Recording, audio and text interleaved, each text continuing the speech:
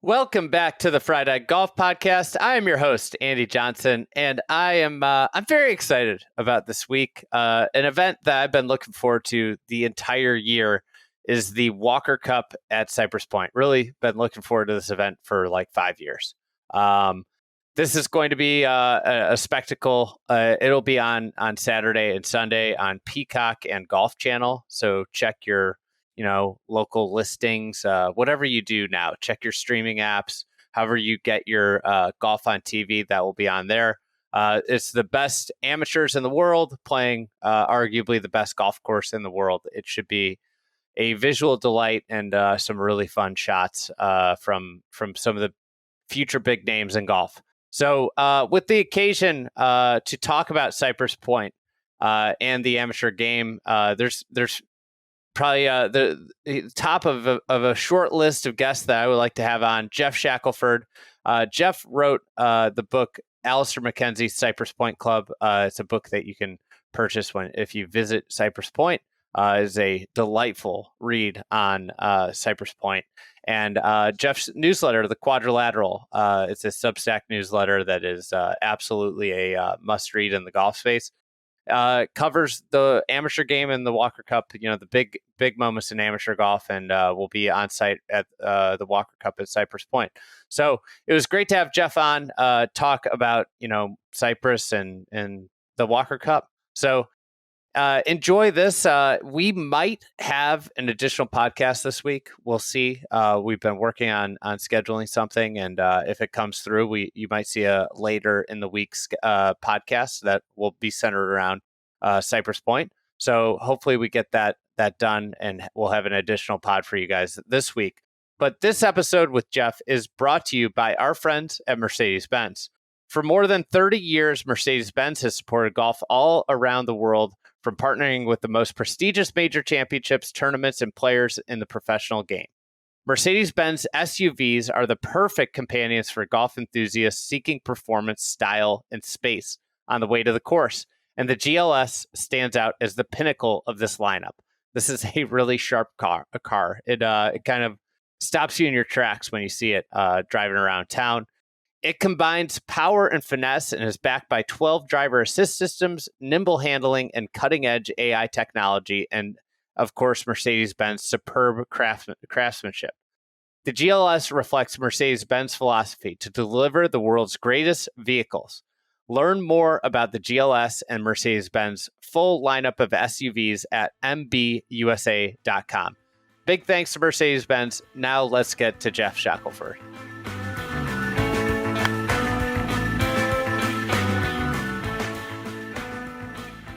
Geoff, welcome on. It's always a pleasure. I've been saving this one. I figured this was the perfect topic for you coming on the podcast.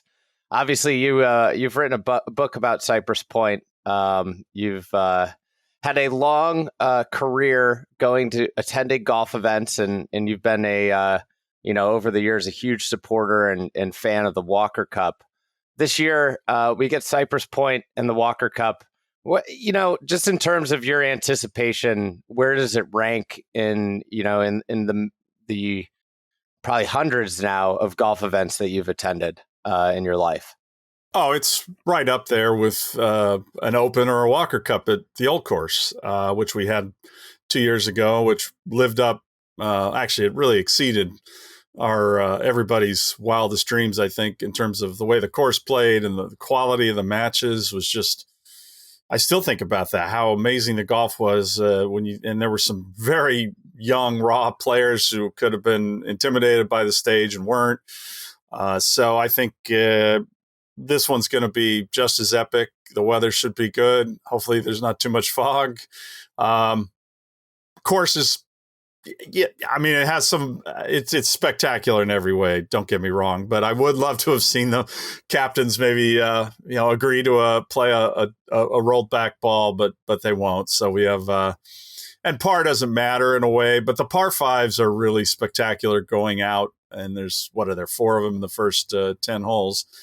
And they've reduced, 2 of them to par 4s. And again, in match play, they're going to hit the same tee shot, but they are holes that they have cool layup elements to them, and when the distance is sort of in line. But that said, I think you probably can confirm this from your round during the media day. There's a couple holes coming in that are, and I always hate saying this, but are probably better and with modern distances, at least in this setting with the Walker Cup, the format, the players involved. That 14 and 17 could have some really unusual dimensions that the average person who plays Cypress Point doesn't think about taking on certain kinds of risks depending on the status of the match. So it's everything about the Walker Cup's spectacular, except the fact that I think it should be 3 days. So, but so far they haven't budged on that one. Yeah, 3 days, more television coverage would be two of my big things. I think we get a lot in comparison to years in past. We get 6 hours a day. I mean, yeah. But in I think in terms of I'm very interested to see from the telecast standpoint what level of telecast they bring. They have varying levels of bells and whistles that they bring out, and I think at the bottom of the tiers is usually what you see from an amateur college level, and I'm hoping that Cypress Point warrants a bit more cameras and people on site for the television viewing audience.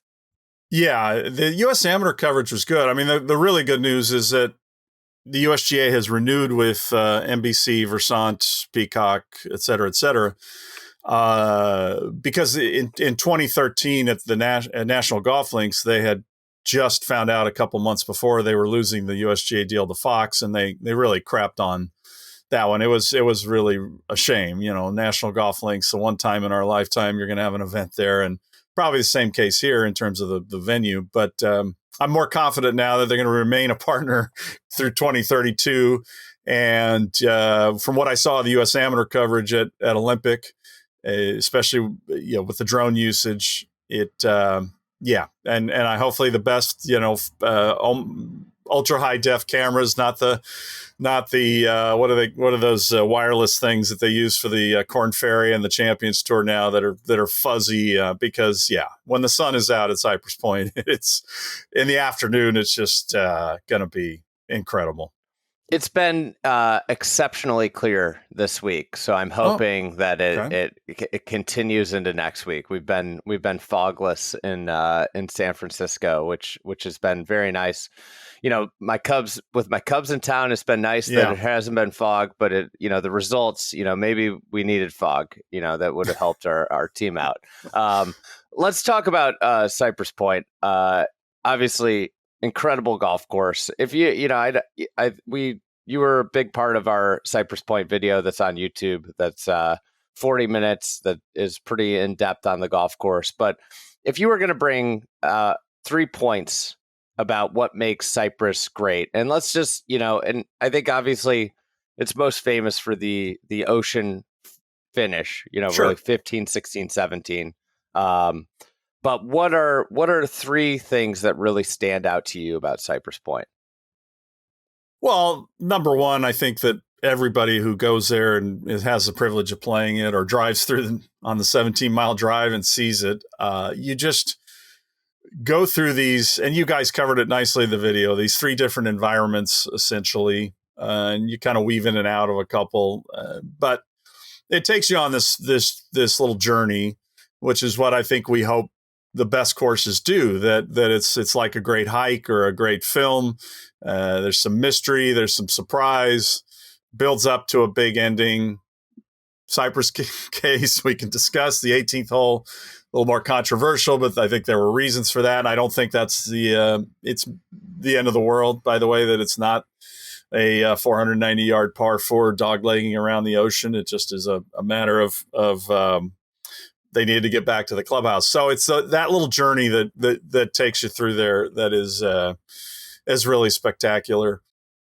Number two, one of the things about the journey. This is just I was talking to somebody yesterday about another golf course that has like a similar kind of journey, and I think like that golf course is very well thought of, but like I think the difference between Cypress and a lot of places is a lot of places have like this journey where they go to a more ordinary stretch Right. of topography, and then they have maybe ocean frontage, Right. and they do a similar way. I think, and I was, this conversation I was talking about, the thing about Cypress in the journey is like every part of the journey is like arguably as spectacular as the ocean frontage. Like the forest is so beautiful, and so like I think like people that maybe live in California, they get a little numb to some of the setting. But if you are, somebody from the Midwest or the East Coast, you go back into that forest and you're like, this is one of the most beautiful places I've ever been. Then you come out on those dunes and they're so spectacular. Just Yeah. like, I mean, you see these like, I don't know, I think they're probably like 50, 60-foot dunes that you're playing on, off of, around. And then the ocean frontage is obviously incredible. But what makes the journey work so well is that you love being in all the environments. And one environment, you could make arguments that certain environments are as good as the ocean environment versus, some places that go into an environment, but there's one area that's so much better than the rest of the property. Yeah, that does happen a lot, especially places that are real estate driven. And of course, people forget this was a real estate development. Yeah. It never quite went where they thought because of the depression, but it is just like Pasatiempo, which you don't really think of, or at least I don't, as a real estate development either, which is a tribute to the land planners and the way they laid out the housing and set it back and things like that. You just don't. I mean, Bel Air, same thing. It's a housing development, and you don't really think of it that way. You, So I mean, you hit on something like it's amazing golf architecture in the 20s. Obviously, I think we probably share is like the best that it ever was. Um, and there were like real estate driven golf courses built then that did a really tasteful job, like Pasatiempo. Cypress Point would be an Riviera, example. Another one would be Shore Acres, is like a kind of the whole land plan there was real estate driven yeah, too. And I think like it's amazing how much worse the real estate plan with golf course got in the 70s and 80s. it's really amazed me that when you think about how many have happened since, and nobody's done anything to sort of mimic these past development styles or mimic St. Andrews. Build a little community, have some condos, have some homes, but it all be up in this clustered area, and then leave the golf fairly free of it all. It's just greed and trying to maximize how many lots you can get in a certain space. And in this case, there were some early plans. They were a little more aggressive, but like I said, the depression came along, and the place, it's hard for us to imagine today that the place really struggled early, and they ended up filling in a whole bunch of bunkers. And I haven't found the right word, but the club has always had this. I don't like saying frugal, but they've always had this. They've operated like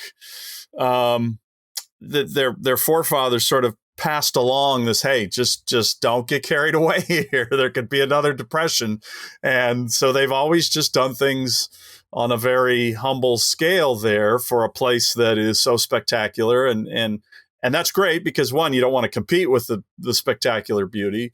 But it's also part of, again, the part of the journey, the way you pull in. There are no lines in the parking lot. There is just this sort of relaxed vibe. The clubhouse feels like an old home that was converted to a golf clubhouse more than a golf clubhouse. Now, there are no carts beeping. There are no cart boys greeting you, with a headset on and all that stuff. So it just, you arrive. It's simple. The caddies don't wear white jumpsuits. It's just down the list. And Jim Langley probably was part of that. The longtime pro too, setting that tone. And it's I hope it never loses that.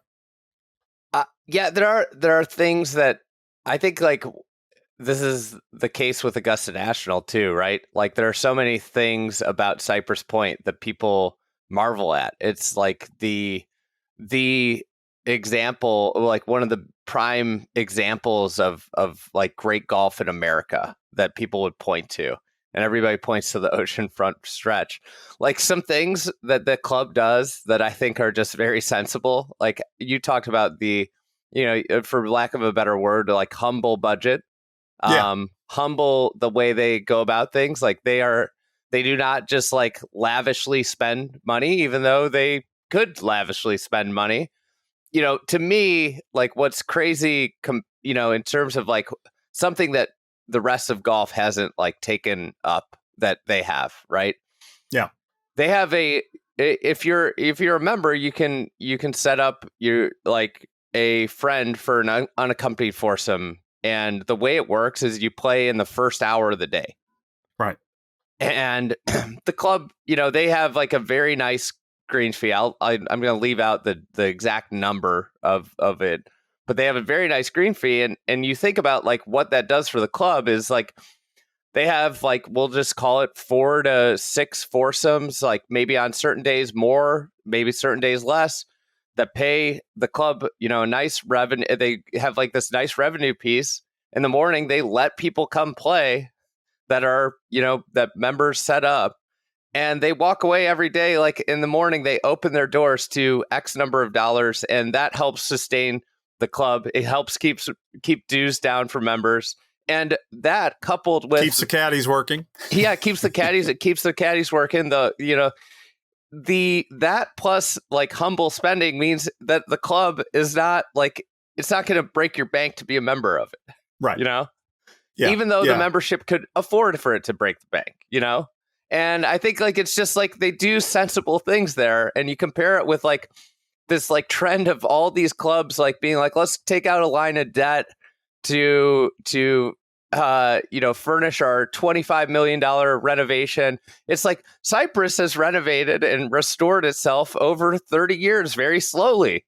Like Cypress does this thing like, the clubs that are taking out the loan also are like, we can let nobody in. We can't let anybody come play this course without a member. And it's like, this is the best course in the world. Yeah. And they do that. This is what they're doing. Yeah.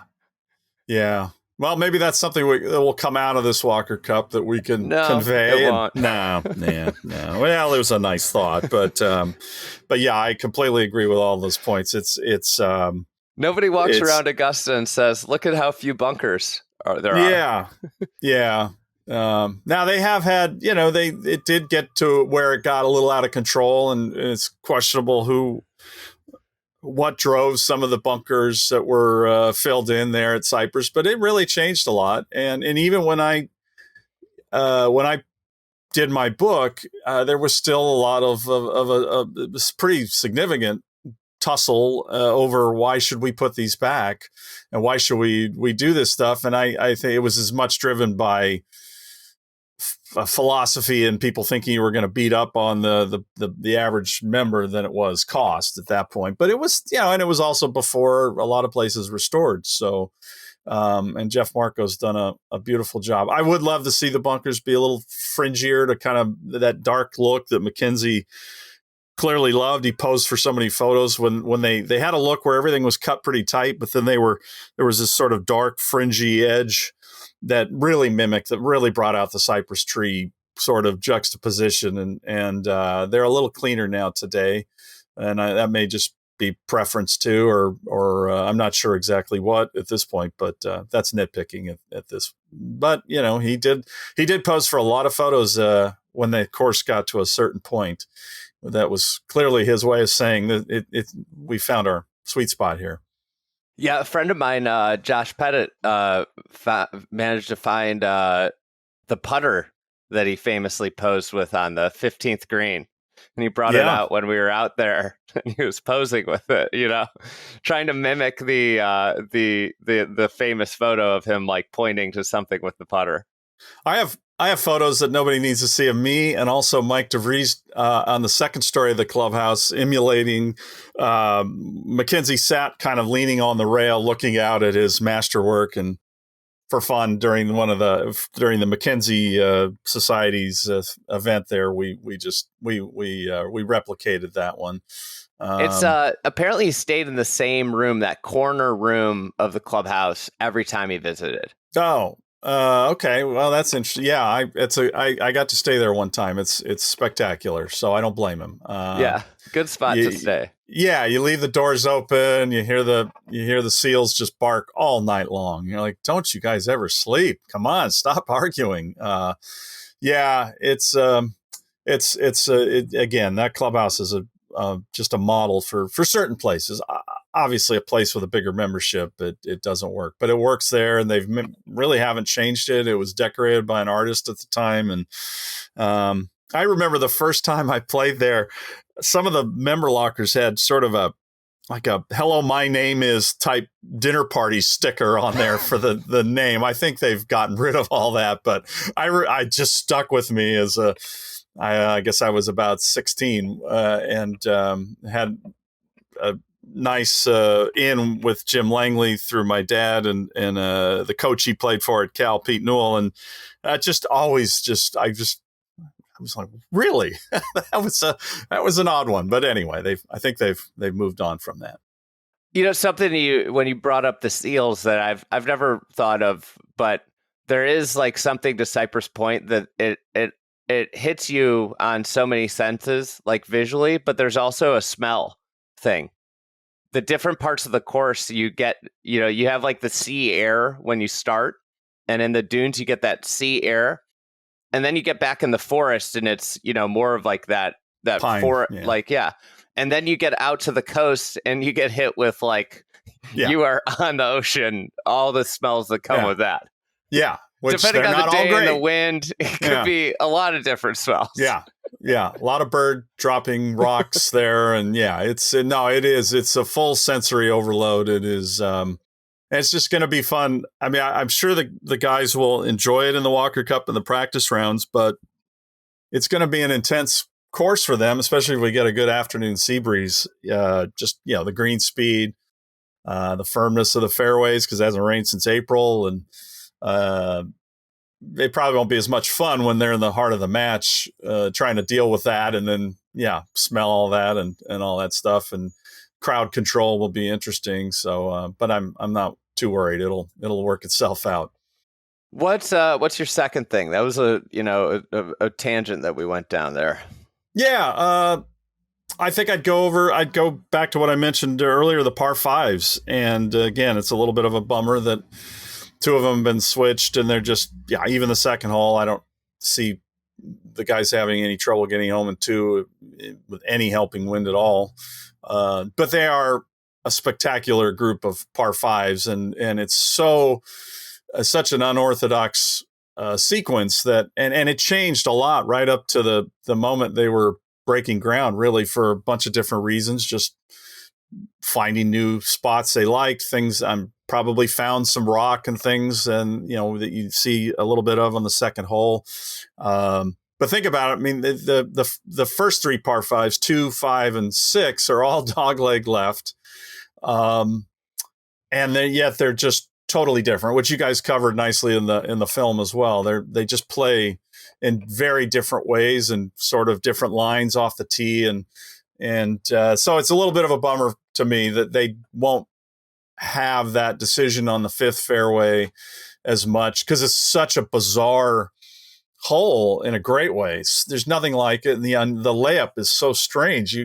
I've played it a few times and I've hit a good drive, and it's like, I lay up with a 9-iron onto this spot, so you get the good view in for the third. I think the last time I actually played it well enough to try to go for it, I'm like, why did I try? Why do I want to be down at the bottom of this little swale hitting a shot up to the screen when I could have laid back and had a nice full shot in? But so that's the fifth hole, is just, but that'll be a par 4. And then 6 is so counterintuitive, where you kind of really want to throw it out to the right when it's firm and get the slingshot thing going.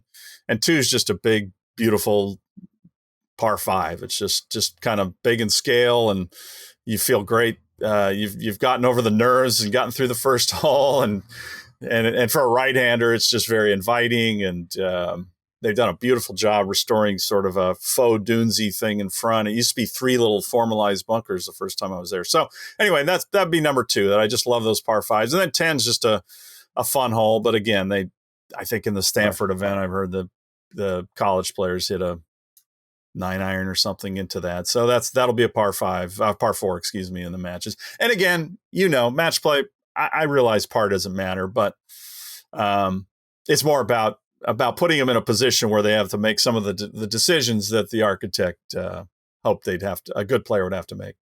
The technology thing I would say, is one bummer with the golf course. I've been lucky to be out there a few times, and I've played a wide range of equipment, like a very wide range, from hickory clubs to blades and persimmon to kind of like something that might be my high school set. And I think one of the recent times I was out there, I played with the original Pro V1, the first Pro V1 that had the seam. And I think I played with kind of like a, probably it was persimmon blade set with that. And I couldn't believe how challenging the golf course was, and particularly the wind with a golf ball that just this modern golf ball now just cuts through the wind. You just don't have to hit shots and control trajectory or spin as much as you used to, even back to the original Pro V1. And I was astonished where I'm hitting long iron into 1. And I played, a couple weeks ago, and, I'm hitting lob wedge into 1, and just the drastic difference that the technology presents. In particular, what you hit on, the par 5s become just a whole different ball game. And I think it's those holes, to me, one of the great shots is, if you want to try and hit 6 and 2, is you're hitting from this severe downslope with the ball above your feet on a side hill, and you're trying to hit a high long iron, and all the trouble's left. And obviously with that lie, you're just terrified of hitting it left, and you just bail out right. And then, it's just, and that shot, these guys might be able to get it past the hill on the right side onto a flat lie. And it's, it will be I think one of the things to look at this week will be an interesting representation of what technology's done to the game. And I think one of the things, when you look back on all of your writing in the world of golf, maybe the most prescient thing that you wrote was the book about technology, what was that, almost 25, 30 years ago, and where the game was going. Yeah, unfortunately, and I that is the downside. But like I said, do you? I am curious. Do you agree that 14 and 17, which are definitely going to be holes people see a lot of who aren't there, could be more interesting because of the modern distances? Yeah, I think so. I think also I think with match play, it's going to be fascinating with some of the holes where, do these guys push it up really close and then at risk of having a really bad angle into a firm green that runs away, right? Right. Some of that, I think the great thing about this is that it's a match play event, and I don't understand why they changed par when par doesn't matter at all. I think it's, a fear of a score being, approximated under par. But I think the conditioning level and the wind, we always talk about Open Championships and the thing that elements present. I think that's the thing that will kind of win the day at Cypress, is that you have great topography, you have firm conditions, and you'll likely have some wind off the coast. And it's, that is tricky to play golf in. Yeah, and the air's heavier there and all that stuff that and then you throw in the I mean, I just love to see the dynamics on 16, for instance, if the first person hits it either, in the water in front of them, or as I've done, unfortunately, fortunately, because I got to play there, but seems like every time I've just pulled it just a little bit left and gone through, over the left, the water sneaks in there. It's really kind of cruel, and at least to me. And what does that guy do now who didn't have the honor in a singles match or in foursomes? What do you do? So that stuff to me is what is the beauty of match play versus stroke play in the Walker Cup. Especially there, I think that you could go through multiple holes where that's going to be the case. 15, there's going to be a far right pin, I'm sure, on the little peninsula that's been restored. How aggressive do you get there? Things like that, because if the wind's coming off the water, you got to start it right at it or almost on the edge of the cliff. So there's just so many little dynamics that way. And but I will be curious in the practice rounds just to see what they're trying to do on really several holes, but 14 and 17 in particular, because it's a big risk on 14, but you do get a reward of great visibility into the green if you can just blow it over. If you have the means to blow it 315 over the corner. 14 is one of the hardest holes on the golf course. Probably, I would say you can make an argument outside of 16 it's the hardest hole on the golf course, and it's just super awkward where you're like laying up with for mortals, you lay up because the fairway narrows with a bunch of trees, and it gets really pinched into the middle. And you lay up with like a hybrid or a 3-wood, depending on the weather. Some people will hit driver still, like regular human beings.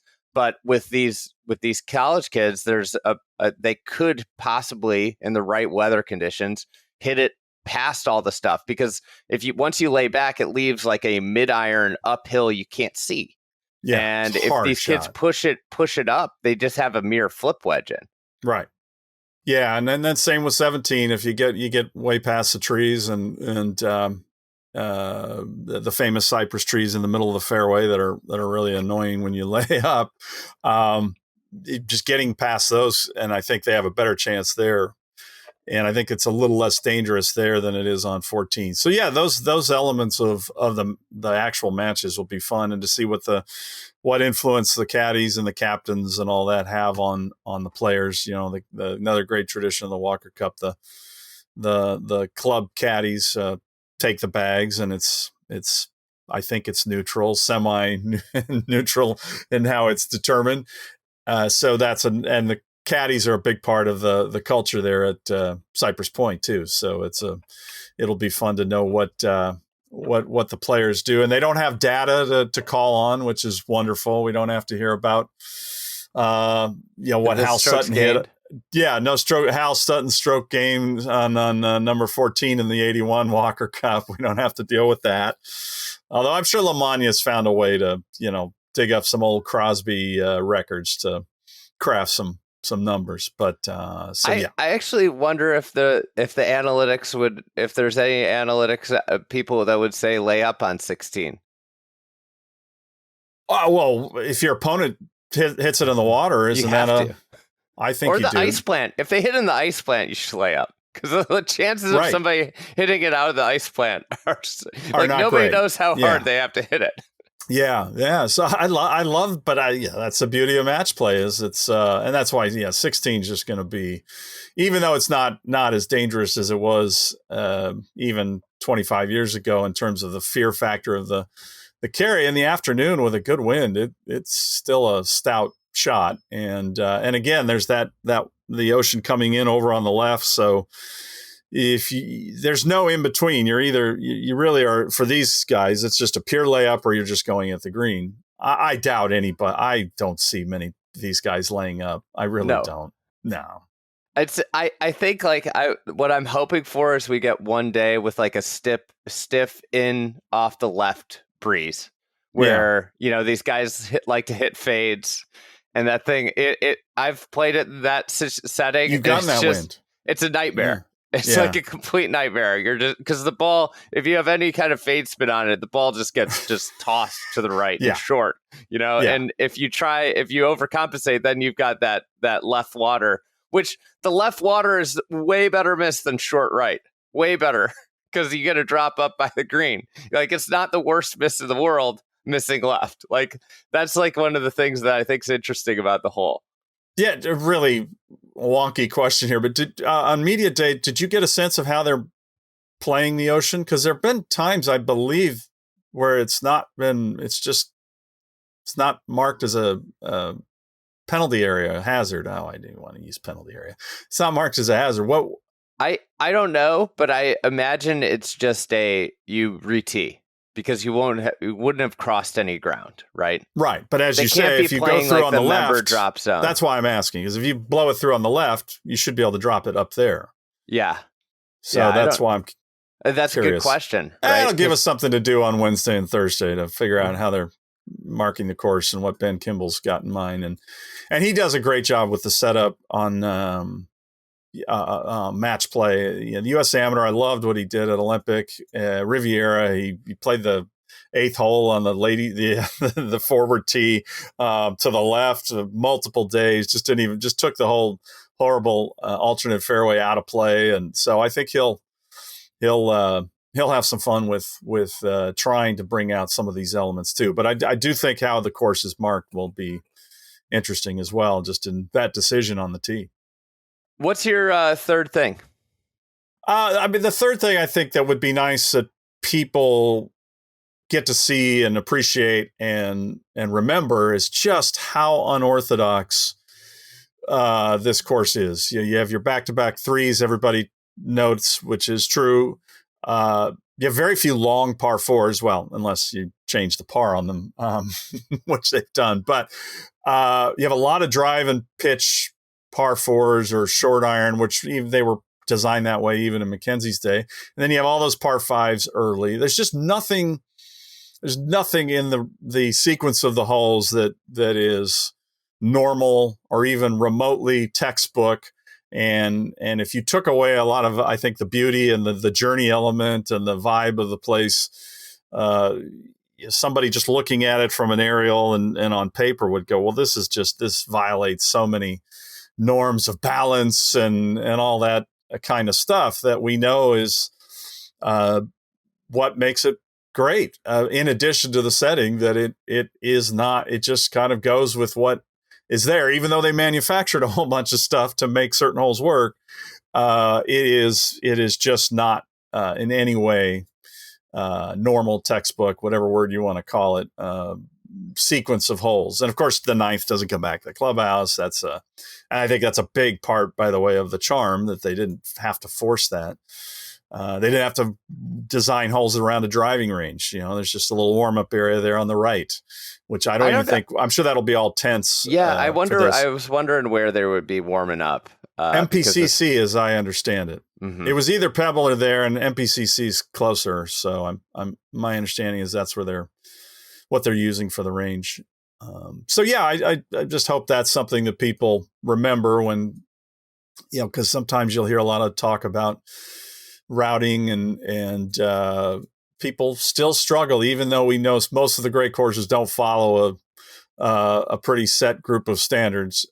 It's amazing still how many people are uncomfortable with unusual sets of holes like this place has. Again, the way the par fives are all early, the back-to-back threes, a lot of par fours that are in the same distance range but play so differently.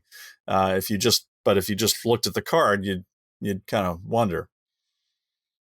Let's talk a little bit about the competition here. The U.S. has won 8 of the last 10 Walker Cups. I think they have a pretty strong team. I think obviously if you look at it from like a kind of profile standpoint, it's a very strong team. That being said, I think this is probably GB&I's best team in recent years. Just from you look at some of the players and where they, Cameron Adam, for example, is someone that you would kind of probably start to expect to see make waves in the world of golf. And then obviously they have, some other great stories, including Niall Donegan, who just made that great run at Olympic Club and is a local, and you got high expectations, I'm sure, for Luke Poulter, Ian Poulter's kid. It should be, I think, like in terms of their kind of setup this year, It's probably the most interesting the competition from a competitive standpoint's been in a while. Yeah, I think that's fair to say. I wouldn't have agreed with that a couple of months ago, but I think the U.S. team just looked far superior to me. Whoever they ended up picking in the final few spots, but just Jackson Koivu, what he's been doing, and but then the U.S. Amateur, you look at it and it's hard to know because Olympic Club is tough. It's not everybody's cup of tea. End of the summer, but a few guys kind of blew up there at the amateur who are on the American team that maybe they just retired. I mean, the schedule's pretty much year round right now for a college They're just golfer pros. elite amateur. Yeah, and it's a lot.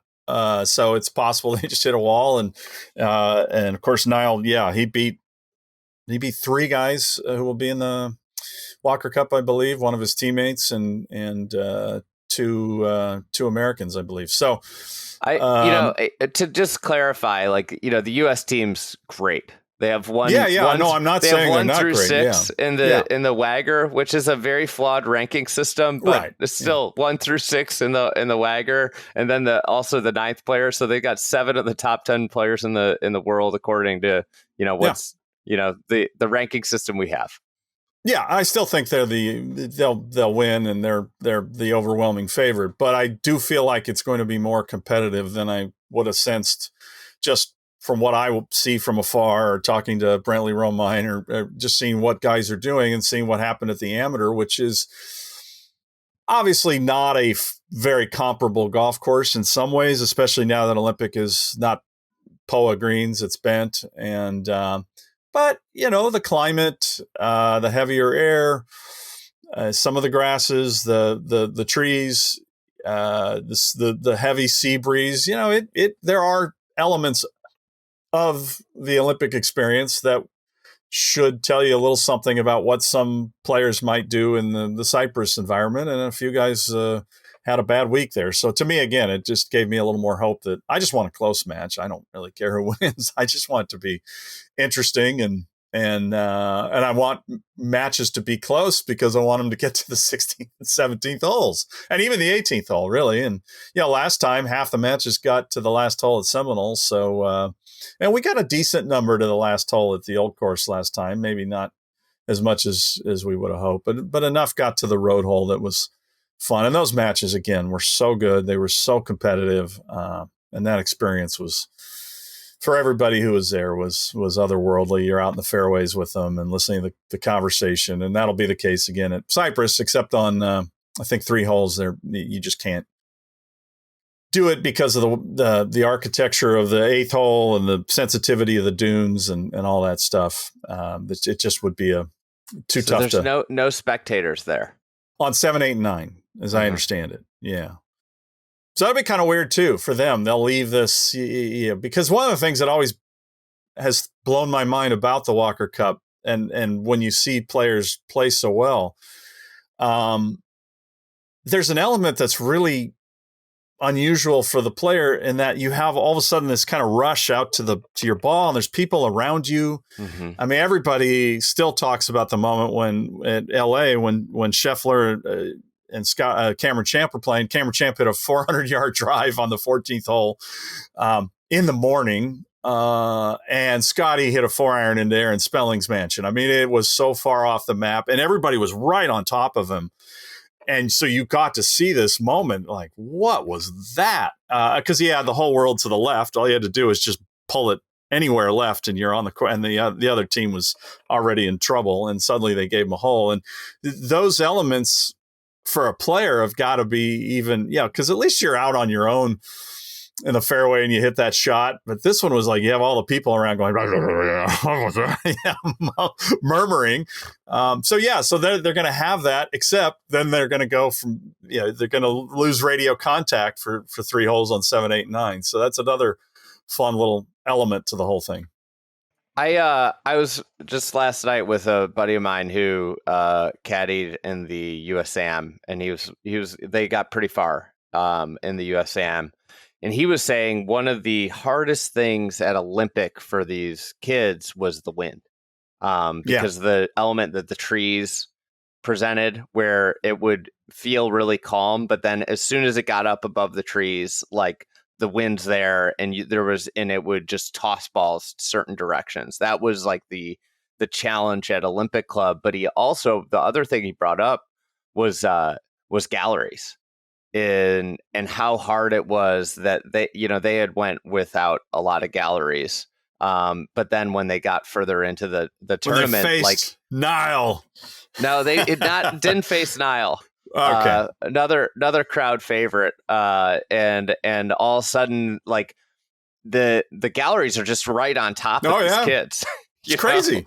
It's and crazy. They can just say whatever they want to the kids. Yeah, and they do. Yeah. Mostly encouragement. I didn't hear anything bad against Nile's opponents on Saturday there, but yeah. But he just talked about how those were probably the two things that were the toughest for them as they went on, was just the wind. And I think you'll see that on some of the holes at Cypress, is that wind element where you just feel like it's dead calm, and these kids hit it so high that it'll present itself in some spots, and then the crowd, like, I think it's going to be I don't, obviously Seminole was during COVID, so there's nobody out there. Thankfully for those guys who were all battling some, stomach bugs. I imagine that the food, I couldn't resist the food. The food has got to be like locked in, locked down after that one. That's got to be fresh in everybody's mind. But I think the crowd, to me, this was like, I have never had so many people ask me if I have ins for tickets at an event than this event. This seems to be, it will be, everybody that has a ticket will be out and at this event. And it'll be probably one of the most packed Walker Cups they've ever had. Yeah, and only maybe 3,500 people a day, but it hopefully will. And again, they won't experience any of that until Friday. Saturday. They'll see a little bit in the opening ceremony, but they'll be out playing the golf course essentially by themselves with a few media people and family or whatever who is allowed to be out there Wednesday, Thursday, Friday. Friday, depending on when they play, there should be some spectators. I know they tend to play early so they can get ready for the opening ceremony, but I'm sure people will be excited and get out there. But yeah, it's wild to be thrown into that all of a sudden, and it's just not like anything you're used to. So the amateur was good experience for a few people, certainly for Niall, who wasn't fazed by it, and I think I think Preston Stout was fazed by it, just from what I could see on TV. But he got that experience now, so that's the good news for him. And by the way, just a quick note, what you're saying about Olympic is so true. I've been to a lot of tournaments. I played a college tournament there, and that wind element combined with all the side hill lies and stances and oddities, watching the amateur, that's the second amateur I've been to there, and it reminded me that actually it will be a tremendous Ryder Cup course. It just won't be it'll be very nuanced in terms of how the match play dynamics go, and the moments and the weird things that happen there, that there won't be any ball splashing in a lake and the crowd losing it, but there will be weird moments in match play and weird shots that you don't normally see players play. So whatever year that is, 2033 or something. Anyway, it's not that far off, but they'll have to jigger the routing, I think, and start on hole like 9. But it's going to be a better match play course than people realize. And that time of year is beautiful up there usually too. I loved your synopsis of Olympic in the quad. And, this is a little divergence, but I just thought it encapsulated the course so well. Olympic Club's lake course takes golfers on one of the most unusual, taxing, and cruel rides in championship golf. The tree-lined course that's built on sand doesn't appear special from the air, but so much of its ingeniousness as a championship venue depends on the property's tilt toward Lake Merced. The relentlessness of the uneven stances, heavy seaside air, remaining overhanging trees, and subtle green slopes, exacerbated by the land bias, has conspired to wear down most of the game's grade. I just thought that was like the perfect thing. Is like, that is not a fun place to play golf. But at the end of the round, you're like, well, that thing Yeah. put me through it, and in a way, it can be rewarding if you get through it feeling like you feel like you hit a lot of golf shots when you get done with a round there. Yeah, the dreaded every club in the bag cliche. Well, it really is true there, and it does. It wears you out. Like you saw the golf the day after the 36 hole day was pretty ragged. And I mentioned to a few people they had to be tired. Of course, the modern golfer is such a fit athlete. We can never admit that we're tired. No, you're tired. It's a hard walk. And even Mason Howell mentioned that at some point. He had a great night's sleep on Saturday. he was tired. And I remember the 36 hole day there, I played in the USF tournament. I was so tired at the end of that round. That was such a long day. That was my buddy said. He was like, the 36 hole day, he was like, this is a guy that, I played D1 athletics, and he was like, I was beat at the end of that day. Yeah. And he wasn't even hitting the shots. Yeah. He said they were cruising in their first match, and he was like, okay, like, I'm going to just kind of take it easy because I know I'm going to need some energy to get through the second match. Yeah. Well, Cypress isn't as taxing, but it mentally will be a fun challenge. And the greens are obviously most of the greens. There are some very surprisingly flat greens too there, but most of them are pretty tough. It's not an easy walk, and I think like the other aspect of this is the stakes of match play, the mental, intense. Match play puts you through like a mental ringer out there. It's everybody says just play the golf course, play the same way. It's impossible. Yeah. You're paying attention to what's going on with the other guy, and you're doing things that you wouldn't normally do, even though you say you can't. It's impossible to, like we're talking about 16. Like if your opponent hits in the water, you're probably laying up. Yeah. And I think I do think that these 36 hole days will wear on. You'll see some wear at the end of them. Oh yeah. And then foursomes in the morning is you're hitting fewer shots, but you have this burden of not wanting to let your partner down, and you can never underestimate that, especially when it's just not something any of these guys play that much. So I can't wait. It's gonna be like I said, I just wish it was 3 days. 2's just not enough. Curtis Cup has it right. Are there a couple players that you're particularly looking forward to watching at Cypress? Well, I want to see if Jackson Koiven is the second best putter in the world behind Sam Burns. Whatever that was about yesterday. We're recording this right after Keegan's press conference, and where he said Sam Burns is the best putter in the world. But I've heard Jackson Koiven is an unbelievable putter, so I'm really anxious to see what he does on those greens. Great driver, great putter I figure he's pretty much good at everything the way he plays, the scores he shoots. I think the iron play is room for improvement from what I've heard, but like in terms of driving, he's like extraordinary driver of the golf ball and extraordinary putter. Yeah.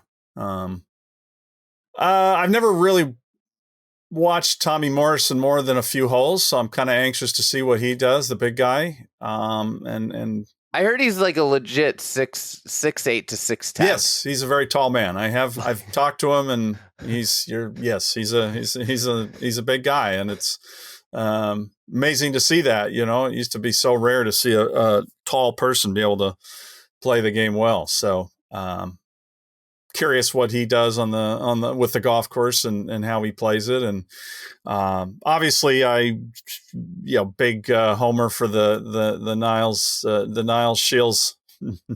I keep wanting to call him.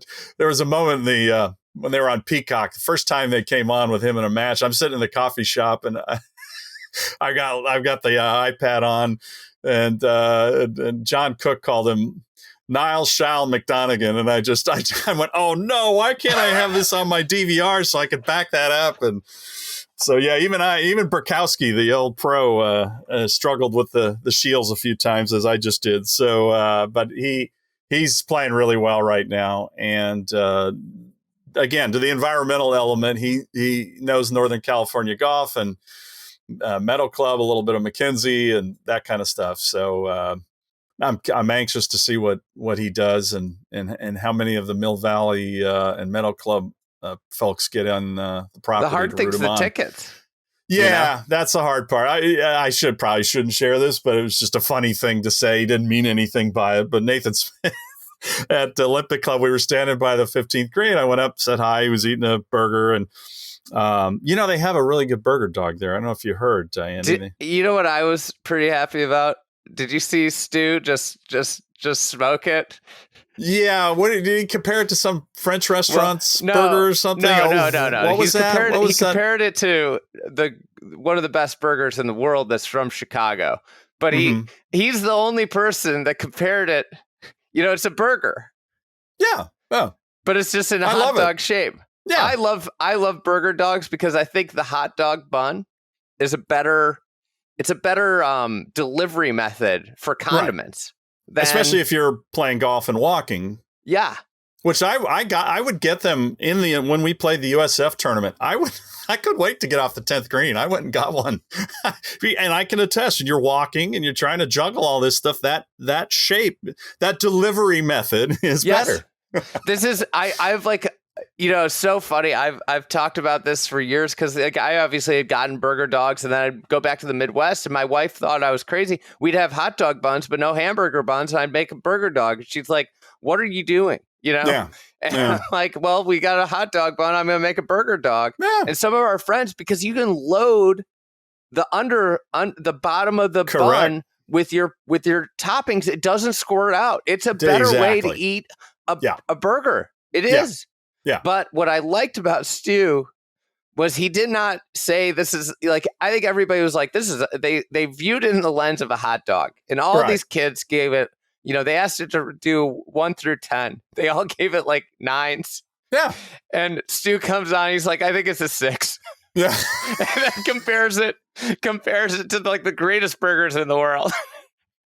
Yeah. There's your USA elder statesman for the matches. Why did we get on this tangent, PJ? Well, we were talking about something. Because why did we get on burger dogs?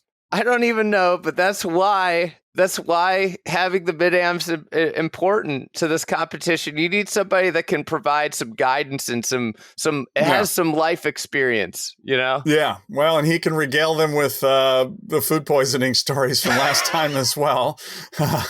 Some imagery's been painted of some of the car rides from that involved sharing their and look, I can't speak. I did it at Augusta this year. It's food poisoning is cruel, but yeah, I think they'll have a food taster this time, or they'll just have a lot of very well prepared food, not by the breakers. But I can't remember why we were on that for Cypress Point. We were talking about Niall.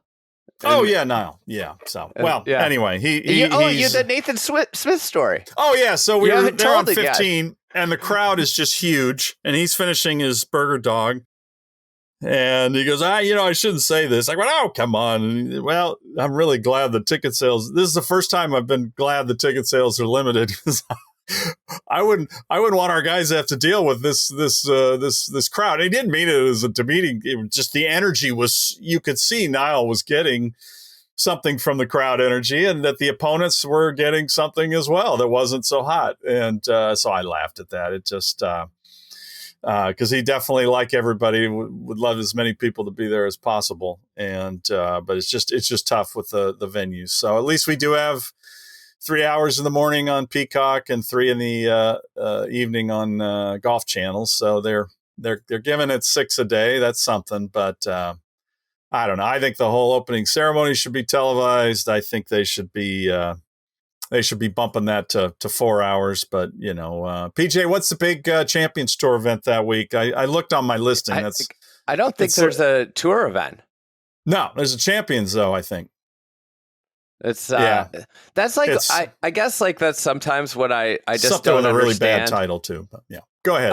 What I don't understand about the Golf Channel is the Golf Channel is... effectively should be if you're really into golf, you want to have it on all the time. Yeah.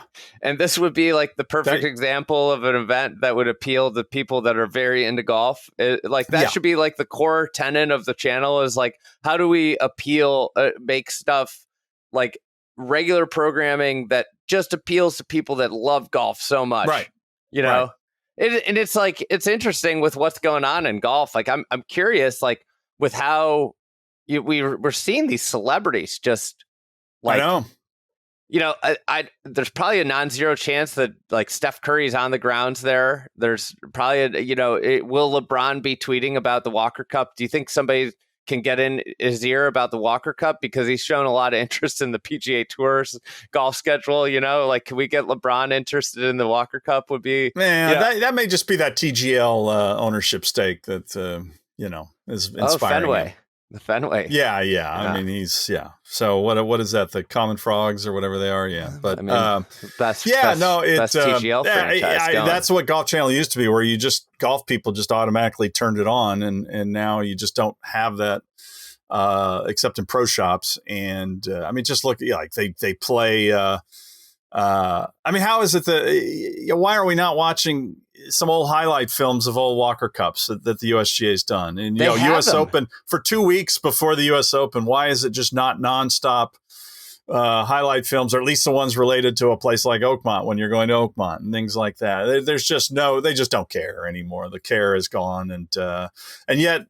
That's what built the channel, though, were those weird reruns and things that people it's just nice to have on in the background instead of the news or something. And so, they could show. Fox did the 2017 one, but they did 2021. Why aren't you showing that kind of thing? It's frustrating. It's where the USGA, you would love to see them be a little bit tougher with their partner or asking those questions, and they may be asking that question for all we know. Any last parting thoughts, things that you're particularly keen for next week? I think we've covered it. Just basically just great match play, good weather, some wind would be wonderful, and hopefully all the players are in good enough form and are close enough, and I think it'll just be it'll be amazing viewing, and hopefully we're able to, those of us who are lucky to be there, do some stuff that conveys some of the what you don't get on television. But I think it'll be commercial free Rolex sponsored stuff, so they'll have, I think those 3 hours when they're on each session will be fantastic. That's the great news. They won't be filling it with too many ads, but and just a thrill to go to this place, and it meant a lot to me to get to do a book on it, and get to see it's how it's been restored to his and Robert Hunter's vision is really neat, and there's just nothing like it in the world. Yeah, the must-have if you get a chance to go is, I tell everybody, get Geoff's book when you're in the pro shop there. It is like a keepsake and something that's beautiful to flip through every couple months, or it's an amazing book. You will be covering it with your Quadrilateral. Speaking of must subscribes, if you're true golf nut, the Quadrilateral, what is it? Is it still $50, or did inflation get it? Oh no, that was a while. That was the first year price. Yeah, it's 64. It just hits my credit card. I don't know what it is anymore. Yeah. So the subscription, you've got me in the subscription, thing where you're your Substack does give you carriage fees are up in the carriage price. Fees. Yeah, they give you a warning at Substack, which I like, and a lot of people appreciate that as well. So it doesn't feel quite as slimy. But yeah, it's 64 a year, or 7 a month, or 8 a month. I can't remember. Anyway, and it's been really fun. I've already done some Cypress things. I get to do stuff that I'm working on a piece right now. You saw I did one on 18, one on 16, and I'm doing one now about could anyone have designed a great course at Cypress? And so I'm it's a sort of a workaround to tell a little bit of the story of how it came together and some of the last minute tweaks. And they argued about where to put the 17-mile drive, which you covered in the film. You covered it in the film. We didn't. Yeah, we just used your thoughts on it. So well, stuff like that, and it's just fun to hear. Yeah, you know me. I love to equate things to something else. Usually film. Film is usually the best example. So I'm also thinking about a little piece on. Yeah, all you hear about is McKenzie, but there are all these other people who were so key to making the thing happen. and they have great and amazing little stories. Some of them you just go, whoa, there was some wild characters involved in this. And you also forget how remote this part of the world was to the rest of the country in 1928. So things like that are just fun to do that I could never do at a magazine to explore. And then I've got some images and just stuff to kind of give you things to look for when the thing comes on television, or if you're lucky enough to be there. So sign up for the Quadrilateral Substack, great Substack, and Geoff does an awesome job. It's I don't say this lightly. There are very few must reads in my life, but it is one that every time it hits the inbox, I open up and peruse. So, well, thanks Geoff, for coming on, Andy. And all right, look forward to hanging out next week. Yeah, I can't wait.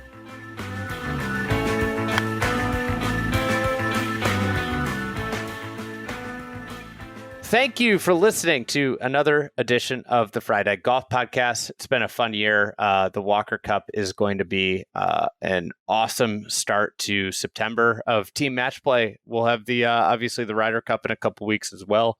Can't wait for this month of golf. It should be really sensational. Thanks to PJ Clark for putting this together. And just be on the lookout. We'll see if we can get this interview done. But hopefully we'll have another podcast up for you this week on Cypress Point.